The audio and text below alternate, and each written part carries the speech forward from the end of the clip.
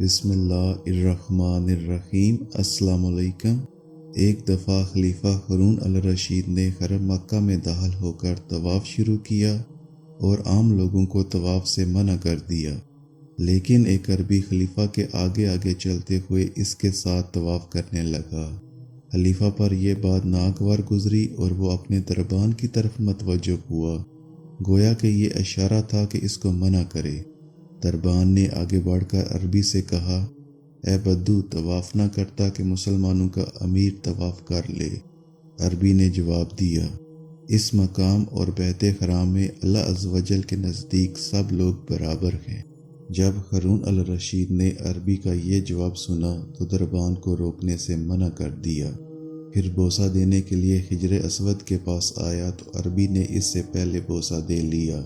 جب مقام ابراہیم پر نماز پڑھی تو عربی نے پھر آگے بڑھ کر اس سے پہلے نماز ادا کر لی۔ جب ہارون الرشید نماز و طواف سے فارغ ہوا تو دربان کو حکم دیا، عربی کو میرے پاس لاؤ۔ دربان عربی کے پاس آیا اور کہنے لگا، امیر المومنین کے پاس چلو۔ عربی نے جواب دیا، مجھے اس کی حاجت نہیں، اگر اسے کوئی حاجت ہے تو وہ خود ہی پوری کرنے کی کوشش کرے۔ دربان غصے میں پلٹا اور خلیفہ کو اس کی بات بتائی۔ یہ سن کر ہارون الرشید نے کہا، اس نے سچ کہا ہے، ہم حاجت مند ہیں تو ہمیں ہی اس کے پاس جانا چاہیے۔ پھر ہارون الرشید اٹھا اور عربی کے پاس جا کر اسے سلام کیا۔ اس نے جواب دیا۔ خلیفہ نے اس سے پوچھا، اے عربی بھائی، کیا میں تمہاری اجازت سے یہاں بیٹھ سکتا ہوں؟ تو عربی نے بلا خوف و خطر جواب دیا، یہ گھر میرا نہیں، نہ ہی حرم میرا ہے۔ یہ گھر بھی اللہ عز و جل کا ہے اور حرم بھی اللہ عز و جل کا۔ یہاں ہم سب برابر ہیں، تو اگر چاہے تو بیٹھ جا اور چاہے تو لوٹ جا۔ ہارون الرشید نے جب ایسی بات سنی جو اس کے ذہن میں کھٹکی بھی نہ تھی تو اسے انتہائی ناگوار گزرا۔ وہ سوچ بھی نہ سکتا تھا کہ کوئی شخص میرے ساتھ یوں گفتگو کرے گا۔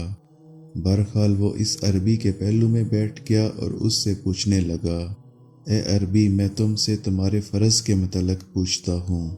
اگر تم اسے بجا لاتے ہو تو دیگر فرائض کو بھی اچھی طرح ادا کرتے ہوگے، اور اگر اسے ہی ادا نہیں کرتے تو دیگر فرائض میں بھی کوتاہی کرتے ہوگے۔ عربی نے الٹا خلیفہ سے سوال کر دیا، تم یہ سوال سیکھنے کے لیے کر رہے ہو یا شرارت کے لیے؟ ہارون الرشید اس کے فوراً جواب دینے سے بہت حیران ہوا اور کہنے لگا، نہیں، میں نے تو حصول علم کے لیے سوال کیا ہے۔ یہ سن کر عربی بولا، تو پھر اٹھ اور سوال کرنے والے کے مقام پر بیٹھ جا۔ خلیفہ ہارون الرشید کھڑا ہوا اور عربی کے سامنے دو زانو بیٹھ گیا۔ تو عربی نے کہا، اب تو صحیح جگہ بیٹھا، اب جو پوچھنا ہے پوچھ۔ تو ہارون الرشید نے سوال کیا، مجھے اس کے متعلق بتائیے جو اللہ عز و جل نے آپ پر فرض کیا ہے۔ عربی کہنے لگا، تم کس فرض کے متعلق پوچھ رہے ہو؟ ایک فرض کے متعلق یا 5 کے متعلق، یا 17 کے متعلق یا 34 کے متعلق، یا 94 کے متعلق یا 40 میں سے ایک کے متعلق، یا زندگی بھر میں ایک کے متعلق یا 200 میں سے 5 کے متعلق؟ ہارون الرشید بطور مزاح ہنس پڑا، پھر کہنے لگا، میں نے تم سے صرف فرض کے متعلق پوچھا اور تم نے مجھے پورے زمانے کا حساب دے دیا۔ عربی بولا، اے ہارون، اگر دین میں حساب نہ ہوتا تو اللہ عز و جل بروز قیامت تمام مخلوق سے حساب نہ لیتا۔ جب عربی نے خلیفہ کو یا ہارون کہہ کر مخاطب کیا اور یا امیر المومنین نہ کہا تو ہارون الرشید کے چہرے پر غصے کے آثار نمایاں ہو گئے۔ اس کی حالت متغیر ہوگی۔ اس نے کہا، میرے آباء و اجداد کی مٹی کی قسم، اگر تو نے اپنی بات کی وضاحت نہ کی تو صفا و مروہ کے درمیان میں تمہاری گردن مارنے کا حکم دوں گا۔ دربان نے گزارش کی، اے امیر المومنین، اس مقدس مقام کی عظمت کے پیش نظر اللہ عز و جل کے لیے اسے معاف کر دیجئے۔ عربی ان دونوں کی بات سن کر ہنسنے لگا، حتیٰ کہ وہ چت لیٹ گیا۔ ہارون الرشید نے پوچھا، کیوں ہنس رہے ہو؟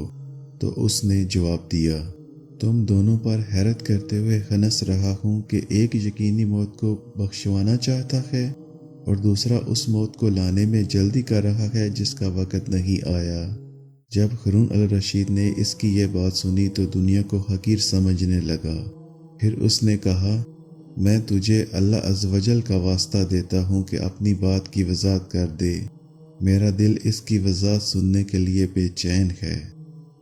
تو عربی نے جواب دیتے ہوئے کہا، تم نے پوچھا تھا کہ اللہ عز و جل نے مجھ پر کیا فرض کیا ہے، تو سنو، اللہ عز و جل نے مجھ پر کثیر امور فرض کیے ہیں۔ جو میں نے تمہیں ایک فرض کے متعلق کہا ہے تو وہ دین اسلام ہے۔ 5 فرائض سے مراد 5 نمازیں ہیں، 17 فرائض سے مراد دن رات کی نمازوں کی 17 رکعتیں ہیں، 34 فرائض سے مراد ان رکعتوں کے 34 سجدے ہیں، 94 فرائض سے مراد ان نمازوں کی تکبیرات ہیں، اور 40 میں سے 1 سے مراد 40 دینار میں سے 1 دینار زکوٰۃ ہے، اور زندگی بھر میں 1 فرض حج ہے، اور 200 میں سے 5 سے مراد چاندی کی زکوٰۃ ہے۔ خلیفہ ہارون الرشید ان مسائل کی وضاحت اور عربی کی عمدہ گفتگو سے بہت خوش ہوا اور اس کو بہت ذہین سمجھا، اور عربی اس کی نظر میں بہت عظیم ہو گیا۔ پھر عربی نے کہا، تم نے مجھ سے سوال کیا، میں نے جواب دے دیا، اب میں سوال کرتا ہوں اور تم جواب دو۔ ہارون الرشید نے کہا، آپ پوچھئے۔ عربی نے سوال کیا، مسلمانوں کا امیر اس شخص کے متعلق کیا کہتا ہے جس پر صبح کے وقت ایک عورت کو دیکھنا حرام ہو، لیکن جب ظہر ہو تو وہ عورت اس پر حلال ہو جائے، اور جب عصر ہو تو پھر حرام ہو جائے، جب مغرب ہو تو حلال ہو جائے، اور عشاء کے وقت پھر حرام ہو جائے، اور فجر کے وقت پھر حلال۔ اسی طرح ظہر کے وقت حرام، عصر کے وقت حلال، مغرب کے وقت حرام، اور عشاء کے وقت پھر حلال ہو جائے۔ عربی کا سوال سن کر ہارون الرشید نے کہا، آپ نے مجھے ایسے سمندر میں ڈال دیا ہے جس سے آپ کے علاوہ کوئی نہیں نکال سکتا۔ عربی نے کہا، تم تو مسلمانوں کے امیر ہو، تم سے بڑھ کر کوئی نہیں ہو سکتا، اور تمہیں کسی بات میں لاجواب نہیں ہونا چاہیے، پھر میرے سوال سے کیسے عاجز آگے ہو؟ ہارون الرشید عرض کرنے لگا، آپ کے علم کی قدر و منزلت عظیم ہے اور آپ کا ذکر بلند ہے۔ اس بیت اللہ شریف کی عزت کا صدقہ میں چاہتا ہوں کہ آپ خود ہی اس کی وضاحت فرما دیں۔ اس عربی نے کہا، میں بضد محبت و احترام بیان کیے دیتا ہوں۔ میں نے ایک شخص کے متعلق سوال کیا کہ اس کا صبح کے وقت ایک عورت کو دیکھنا حرام ہے، تو یہ وہ ہے جو غیر کی لونڈی کو دیکھے کہ یہ لونڈی اس پر حرام ہے، اور جب ظہر ہو تو اس کو خرید لے، اب وہ اس کے لیے حلال ہوگی، لیکن جب عصر ہو تو آزاد کر دے، اب وہ اس پر حرام ہوگی، لیکن جب مغرب ہو تو اس سے نکاح کر لے تو وہ پھر اس کے لیے حلال ہوگی، جب عشاء ہو تو طلاق دے دے، اب پھر وہ حرام ہوگی، لیکن جب فجر ہو تو رجوع کر لے، وہ دوبارہ حلال ہوگی، جب ظہر ہو تو وہ شخص اسلام سے پھر جائے تو وہ اس پر حرام ہوگی، لیکن جب عصر ہو تو توبہ کر کے عورت سے رجوع کر لے تو وہ اس کے لیے حلال ہوگی، جب مغرب ہو تو عورت مرتد ہو جائے تو وہ اس پر حرام ہوگی، لیکن جب عشاء ہو تو توبہ کر کے رجوع کر لے تو پھر حلال ہوگی۔ ہارون الرشید عربی کے اس سوال اور پھر خود ہی جواب دینے سے انتہائی متعجب اور خوش ہوا۔ پھر اس نے عربی کو 10,000 درہم دینے کا حکم دیا۔ جب وہ درہم لائے گئے تو عربی نے کہا، مجھے اس کی ضرورت نہیں، اور درہم واپس کر دیے۔ ہارون الرشید نے کہا، کیا آپ چاہتے ہو کہ میں آپ کا وظیفہ مقرر کر دوں جو ساری زندگی آپ کو کافی ہو؟ تو عربی نے کہا، جو ذات تمہیں روزی دیتی ہے وہی مجھے بھی دیتی ہے۔ خلیفہ نے کہا، اگر آپ پر کوئی قرض ہو تو ہم ادا کر دیتے ہیں۔ بہرحال عربی نے اس سے کچھ قبول نہ کیا۔ ہارون الرشید نے اس سے اس کے گھر اور شہر کے متعلق دریافت کیا تو لوگوں نے بتایا کہ یہ حضرت سیدنا موسیٰ رضا بن جعفر صادق بن محمد بن علی بن حسین بن علی بن ابی طالب رضی اللہ تعالی عنہم ہیں، دیہاتیوں کے لباس میں ملبوس رہتے ہیں۔ یہ سن کر خلیفہ ہارون الرشید کھڑا ہو گیا اور ان کی آنکھوں کے درمیان بوسہ دیا۔